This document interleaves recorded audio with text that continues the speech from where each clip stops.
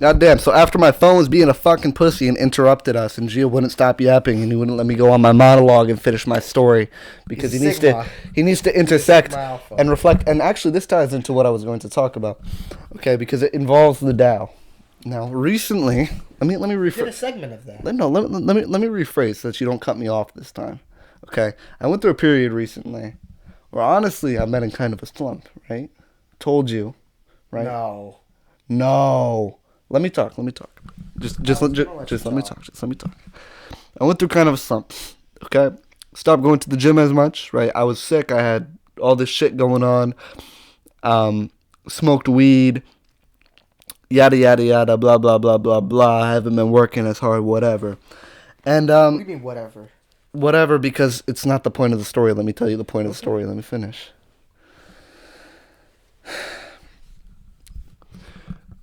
A lot of it is connected to my girlfriend. Okay. Okay, because this whole thing started, right? I got very complacent after I got with my girlfriend. Because that always happens with me in relationships. I get into, it happens with most men. You get into a relationship and you just want to spend all your time with the girl. And you fall back a little bit. I'm going to fucking kill myself. This is fucking horrible. Let me have my moment of glory. Find the beauty. Find the beauty in the hatred and anger. Okay, you know what? Peace through profit. Go. Peace through profit. Go. And it didn't really bother me, Like, I wasn't unhappy or anything. But, when I read this today, it allowed me to confront this, okay? Because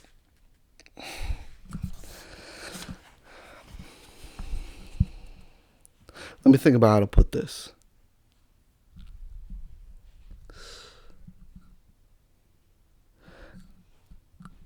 Because as much as she was hurting me, right?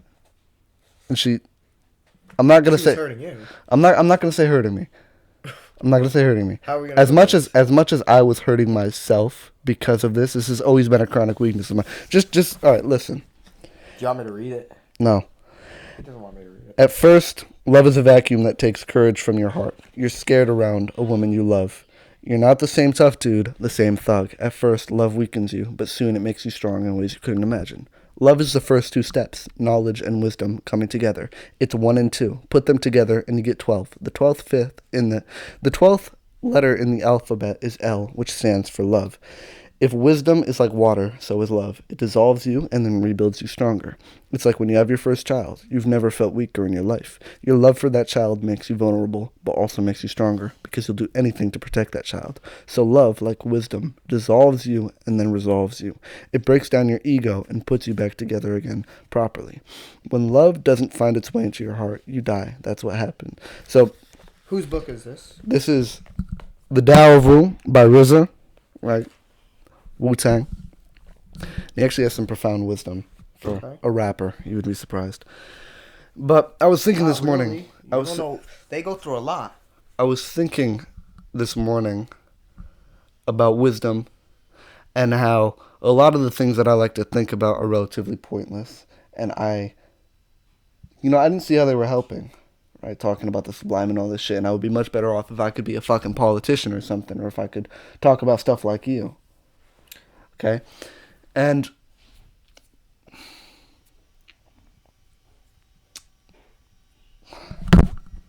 Drop the fucking mic. You're gonna ruin our audio, man.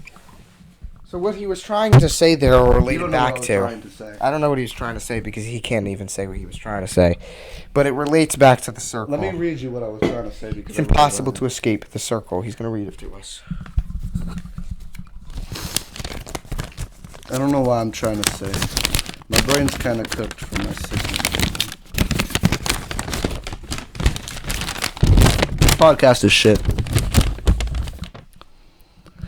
I had some rather destructive nihilistic thoughts this morning, but the RZA has enlightened me. I observed fully that I am all, but wrongfully so, without love. I thought that my wisdom was pointless, how fruitless it has lately been, and that practical knowledge is a more provoking, pointless but provoking force in the universe. See, love breaks you down to build you up. I see now that after indulging in a more ignorant will, like I said, smoking weed, not working as hard in the gym, all that stuff. Sacrificing for another. Sacrificing. Jazz is the truest love I've ever received. Okay? Even though it's broken me down like that. Because she has broken me down to give me a chance to conquer these parts of myself. I've shared my deepest secrets with her. I've reprovoked my deepest ills. I'm healing. And this convinces me of the power of useless ideas. I feel alive again. It's like seeing the world now through the eyes of the Tao. I hate, I bear, together I love. And loving wisdom is philosophy, the greatest, most triumphant force in nature.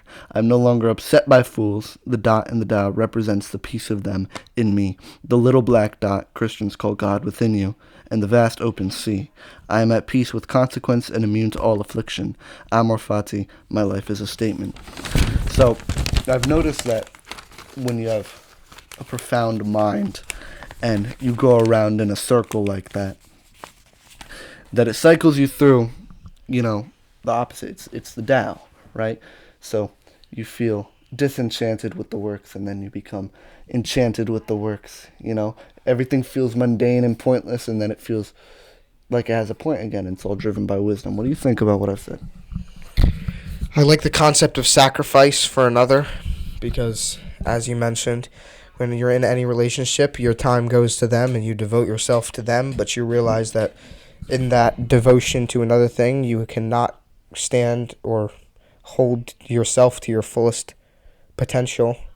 And honestly, I would say to that, you have to think about your significant other, the person you're in a relationship with.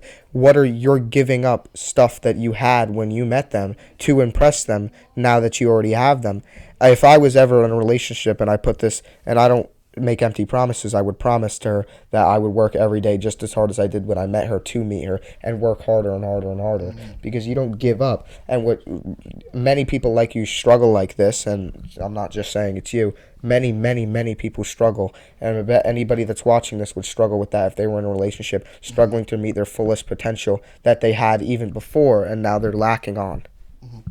But that's what she's really given me a chance for, is that her true appreciation for my character and stuff.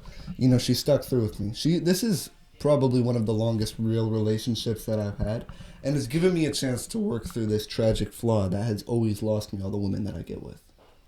Is that I get complacent and I lose it. But I've been complacent for a little while now.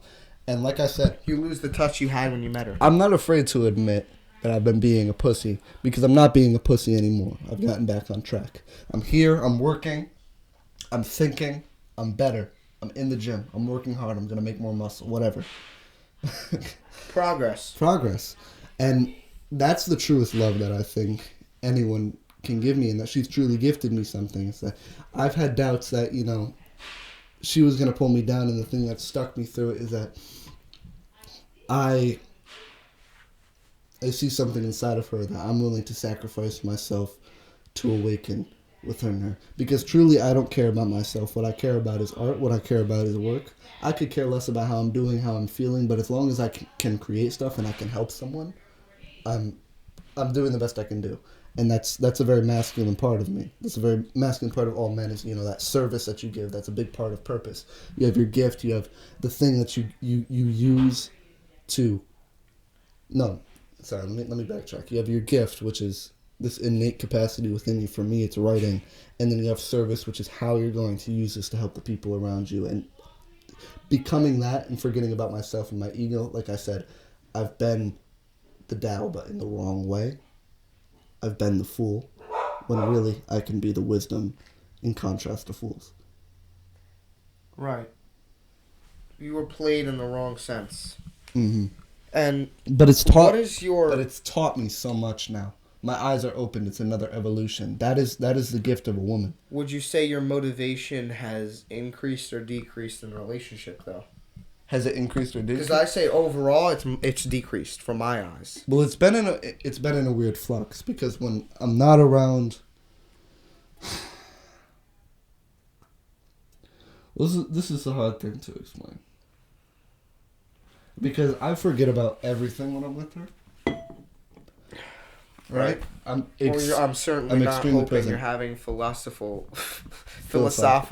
conversations with her for like 10 hours. Oh, I do. Then what's the problem? Well, the problem is that when you're Where having does the problem arise when you can have that conversation with a like-minded individual? Because when you're having that conversation all the time, right, it leaves no room for you to act upon it because philosophy... And so leads to complacency and an agreement. Philosophy needs to be lived. It's not something that always needs to be spoken, right? The spoken word is only so powerful. You need to be able to live philosophy. And when I'm apart from her, that's when I get the desire. I want to work hard, and I want to work hard for her. It's a different light, because it has changed your outlook on. It's changed my outlook on work. It's changed my motivation for work because I want to build a good life with her. I want to build a good family with her. I want to do everything that I can for this woman because I love her. And I've realized, when I've fallen apart, I've realized how much of an influential character I am. Like, it might have... Don't mind me if I go off on a little side part right here. But, I started doing some drugs. And the people who I saved from a life of normalcy also started doing drugs. I become more complacent in the gym. Pablo's playing video games now. Right? And I start playing guitar. All my friends start playing guitar. I was the first person in my friend group that I know who started going to the gym, and then everyone followed after me. Why do you believe that the people stop when you stop? Because I've seen it. I agree with you. Why do you believe it happens that if you're no longer there, they're not thriving on their own? Because I give too much of myself. I've held pretty much everyone's hand who I've ever helped through the entire process. When really sometimes I think what you need to give someone is just the incentive and then let them suffer a little. Let me ask you this. What's up? You haven't been holding your own hand. I think you've lost touch with yourself, and so you worry about Jazz. I'm doing this for Jazz, which is a beautiful thing, which is a wonderful thing because you're devoted to that, and you know what you want, and you have it, and you have the rules set out, and you are what they used to call, and this is going to sound sexist, but the man in the relationship. You're the one who can take charge and be like, okay, I got to do work. Love and work coincide. But if you don't hold your own hand, then the other people can't hold your hand. You'd have no more hands to hold. That's how you become, I found it relatable. We diss on all these people who are like, the fat security guards, right? But I realize now sometimes, like that fat drunk man is like the most masculine person ever because they've given themselves, and I'm Not Your Perfect Mexican Daughter. I know this is a horrible reference. Oh, that's an awful book. That's an awful book. I don't recommend it to any readers. Don't read it. But you know how the father moved them to Mexico and gave up. That was a good story. I thought it was going to go into some deep stuff. Can I explain? Exactly, because I just read it. So basically in the story, right, the father comes from Mexico. They have to immigrate to the United States for job opportunities and a better lifestyle. The dad was a famous artist in the town. He did all this amazing art for the town, for the churches, for the city. And then he had to move back up to the United States with his whole family to provide a better life for them. Except he sat on the couch all day. He drank and he ate like garbage and he never talked to his daughter. He sat on the couch, did nothing because he has something deep down going, that he had so much going for him and he lost it all. It was all taken from him, and only then did he realize what he was missing out on. But he didn't realize that in the moment what he was doing for his family was no longer helping them. He wasn't talking to his daughter. He lost the bond with his wife. And I could really relate to him because you can get lost in so many things in your life just from a little simple change. You can also do the opposite and gain many things. I don't think I have much to add to that. Would you like to share what you wrote? Yeah, this is going to be long. I'm going to give a little bit of context. The context behind this, The Circle is the name of this. I think I could have found a better name, but then once again, everything is in the circle. All names go back. Here, let's just start it off. The context behind it, I was in the ISS room for lunch detention. I served, talking back to a hall monitor. Why did I do that? Question authority. The rules say don't sleep, even though they already keep us asleep.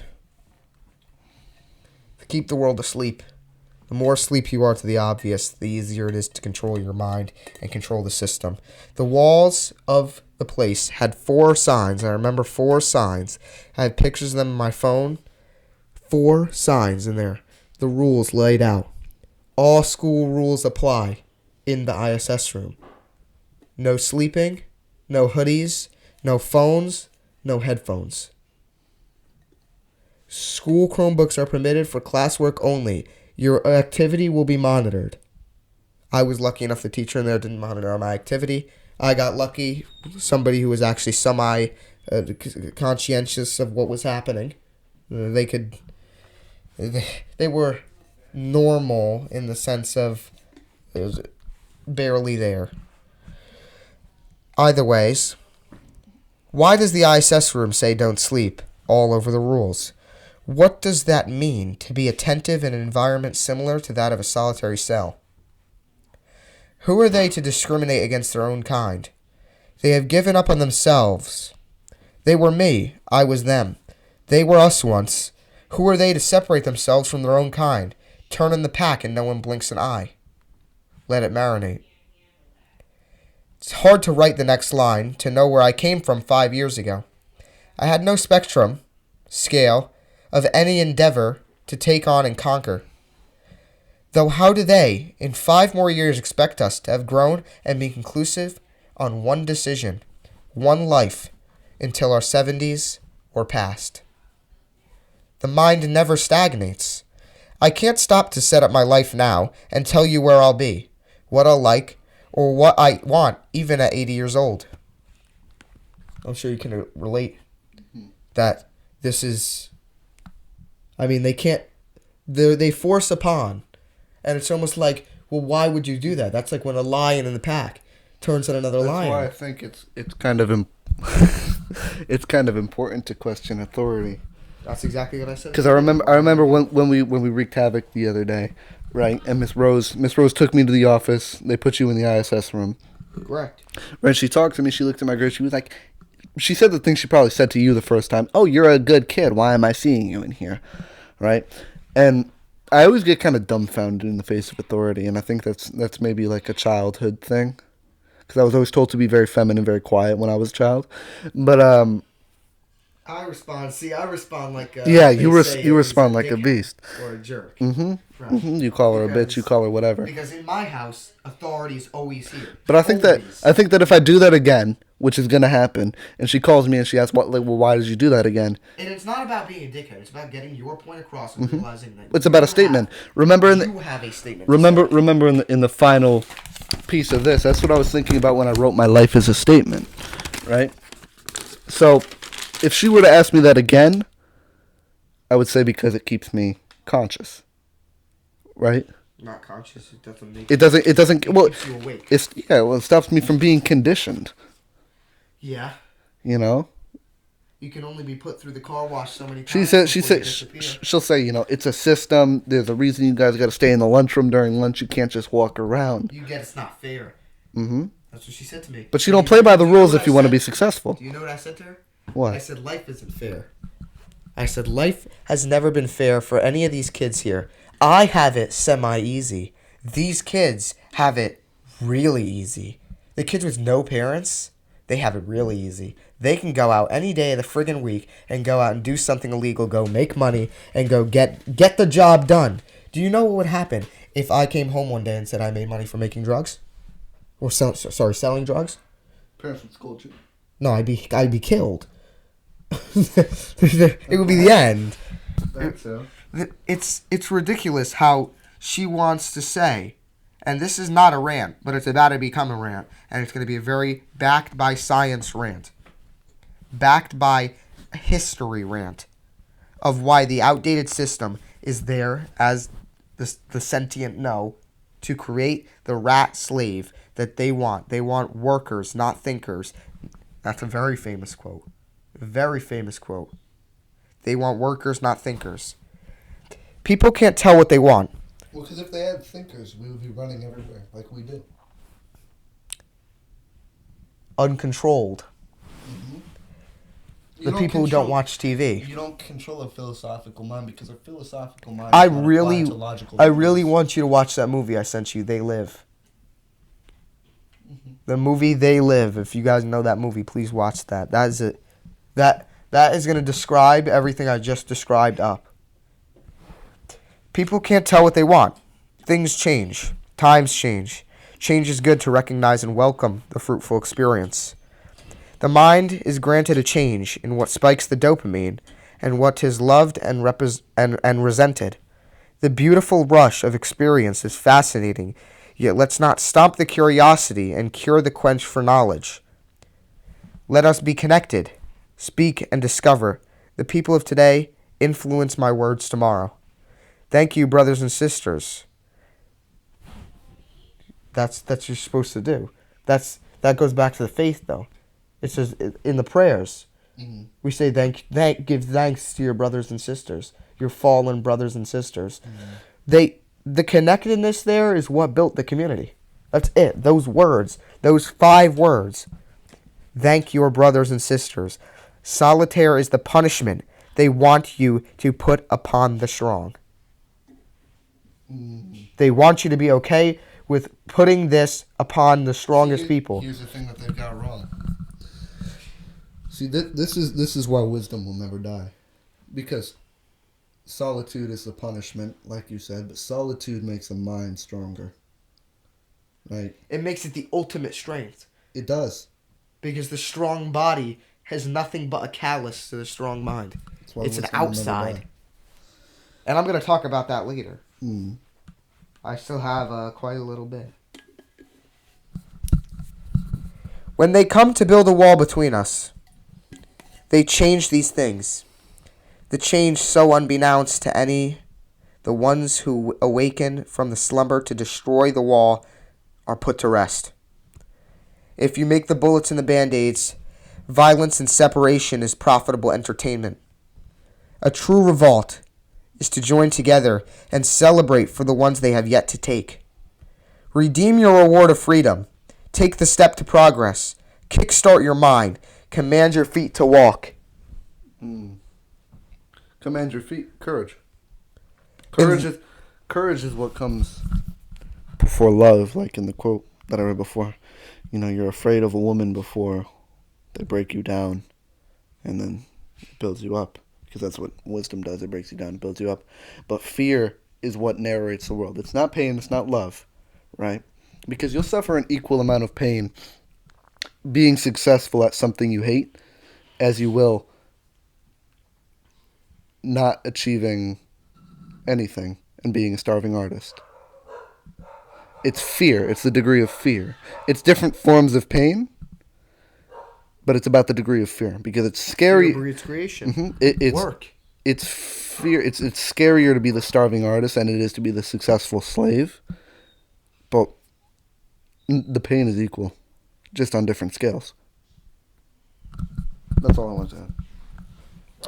Let me reread just to get a context. These are very important 4 steps. This one line took me actually like 10 minutes to write because I needed to say it in the fullest, most. It's just here. You know what I mean? This describes exactly what I wanted to say. Redeem your reward of freedom. Most people don't take their freedom for granted. They do take it for granted. I mean, you don't have any freedom if you don't use it. It's not there. Redeem your reward for freedom. Remember the First Amendment. That's another quote. Remember the First Amendment. I have a question for you. Go. Do you think that freedom is a punishment to wise minds? Absolute freedom. Do you think it's a punishment to a wise man? Because what does a wise man do with freedom? Well, he creates rules, right? Or does he? With full freedom, the freedom of knowledge is also included. So yes, it's a prison to the wise mind. Mm-hmm. That's full freedom. Now, freedom as your award to freedom. Exactly what I wanted to say there. Only inclusifies political. And this is a political aspect. You know how I think. Mm-hmm. Redeem your reward of freedom. Take the step to progress. Kickstart your mind. Command your feet to walk. Enlighten yourself. That's a big thing. People you see go to prison in the solitary confinement. They enlighten themselves. They do. They take schools. That's why I say. And some people can better their lives like that. If they ever get me for something and they start talking, oh, do you know you're throwing your life down the drain? What can they really do? Because I know it sounds. No one wants to go to prison. Okay. No one wants to go to juvie. There's a few people. But generally, it's advised against, right? But if you sent me to restriction of freedom. If you sent me to juvie, right? You know, I would just do push-ups and meditate. Eventually. And I would come out wise as shit. I would just think. You would break. And then I would build myself back up. Callous, right? But you will break. That's what's beautiful about it. And what catches you in the break most times, you see people burn themselves alive or kill themselves in prison. That's the break.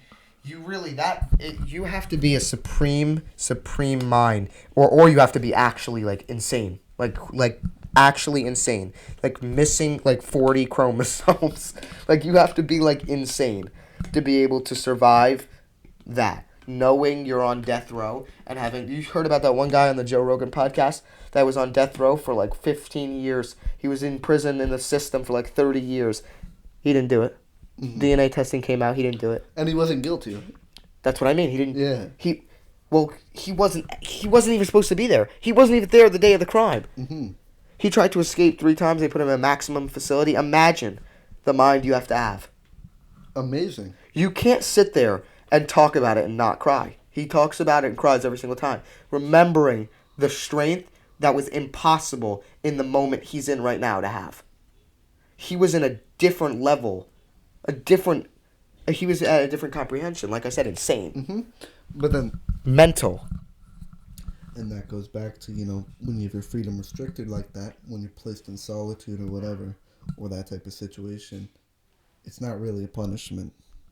Because that is a gift to be able to share that, and even for us to be talking about it right now. I think that's amazing. That's beautiful. Absolutely. That's poetic. That is philosophy. That is true philosophy. Not this conversation. That's true philosophy. That's real world. Yeah. ISS, though, training you for that solitude. It's training you for that prison. You break the law, you go to prison. You do bad, the prison, you go to prison now. You did bad, you go to prison. That's universal. You don't even need to speak English. You can speak any language on this planet. Any language. You don't even have to be able to speak. You do bad thing. Take the dog, for example. A dog pisses on the floor. Maybe you give him a little smack on the ass. No. You say no because you smack down with authority, and that's what they do to you. You are a dog. Everyone is the dog that gets beat. I don't understand why we don't join together, because they can do this. They can keep us fighting each other. Exactly what I said. When the world comes in and the government comes in, they put the wall between us to make sure we're divided, because as long as we're divided, they can stop me, but they can't stop me and 20 other kids. Can't put all of us in ISS. The room isn't big enough. I'll take you to separate rooms. That's like what you did to us. Yeah. Voice crack. What if you refuse, though? Then they're going to put you in prison. Can they put 1 million people in prison? No, they can't put 1 million people in prison. But 1 million people aren't conscientious enough to do that. Boom!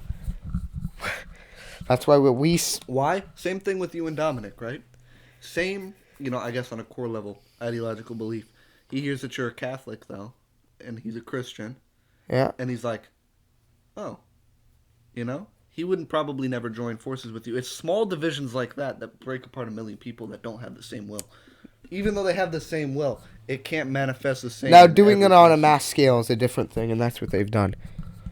Not one day do I wake up and think, I'm going to make that guy successful. No one is going to make you successful.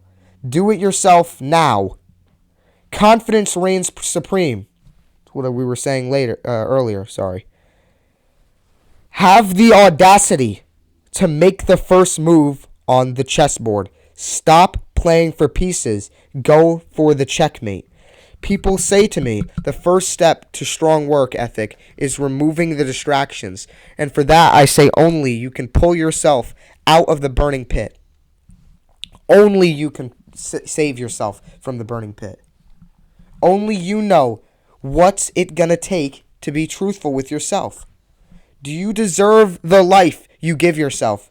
Or can your enemy or anyone stronger than you come and take it away on a normal Monday? And be it at that you are so self-absorbed and believe you can never have anything taken away from you or revoked freedom, then you burn alone, playing for the wrong team. Join together, fight together, die together, thrive together. There is no ultimatum, no instructions, no deadlines, no otherwise. Quite scary to think how weak you are on your own. Imagine the sounds of unification. One political party. Hard to imagine. One America. A United States. The variety of musics, cultures, all coming together in harmony. Different feelings, but all in a working circle of little corruption, distraction, all with peace. No need for operations by the rich and powerful to control civilization, keeping them divided. This all sounds great. And at a time where we needed each other, about 1.2 million years ago, this worked. But now, more than ever, eternal suffering deep in the soul is felt between the ones who are awake. You remember how I said that wisdom like this, I was thinking how wisdom like this is fruitless. It's pointless. It doesn't help. I don't believe it is. I don't believe it is either. This is a movement. And you mentioned the chessboard. The only thing it takes to realize that dream is realizing that you're not a piece on the chessboard. You are the person who controls it. That's exactly what I said. You're the god. Right. Because the chessboard, that's the Tao. That's the way things are going to go. I believe Kanye said that I'm not a chessboard. I'm the person who controls the pieces on the chessboard. Because you are the person that controls the pieces on the chessboard. You control your life. And in his book, he said, I take the position of a god. Right. Right, but if you ask a normal person, they'll probably think really hard about it. I asked Pablo, and he thought really hard about it. He was like, right? Most people say, like, oh, I'm the king. I'm the knight. Right? And think about what the pieces represent philosophically. I would say we're all pawns. Yeah, but you can also choose to take the position of a god. Right.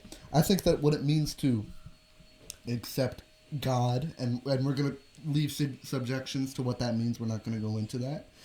Is to float in the river, but be the man standing beside it. You said that to me a few months earlier. I remember that. Mm-hmm. I think it's a strong and powerful meaning. I believe you said that on the podcast, one of the episodes. I like that, and I came up with that myself. Everything I write is original because I find that it's not original. So I write it, and then I find it's not original. And even that you said is not original. It can't be original. Well, because not. It's derived from... Right, because every word is spoken, and that's the beauty. That's unity. That's what they don't want you to know. But you know what's the beauty and how it becomes original? Is that there's so... Let me find, ironically, the words to put this. It's like, right? It's like you have to describe it the right way, but it really doesn't matter because we don't. But there's so many different meanings to things you can say, like reliant on tone and and metaphor and whatever, right? Like, that you'll never know exactly what I'm saying, right? Because you can say I love you, but if you say I love you, right? Are you really saying it? It's the tone associated with the speech, right? Mm-hmm. That's like one thing you can't show in writing. Like okay, I have a story. I have a story. Context. When I that really brings this to light. So, me and Jazz were high as shit in her room talking about stuff. Okay. And I had the sensation, we have the sublime, right? But I have this other idea of, well, it's not really my idea, but the word. And I'm not talking about like the word of God, but I'm talking about this idea to spread Christianity. Yeah. No, but when I spoke, basically, instead of being myself, I was the words. When I spoke, I could feel myself in the words echoing through the room and moving through the room, absorbing. I felt I was sound, right? And I said it to Jazz because we were talking about some personal stuff, and I was like, I echo through the halls. That's what I said. And she was like, no, you don't. Don't worry. Because she thought I was talking about, like, oh, I echo through the halls of the house and her parents can hear what I'm talking about. But I was like, no, I echo through the halls. And I just couldn't explain it to her.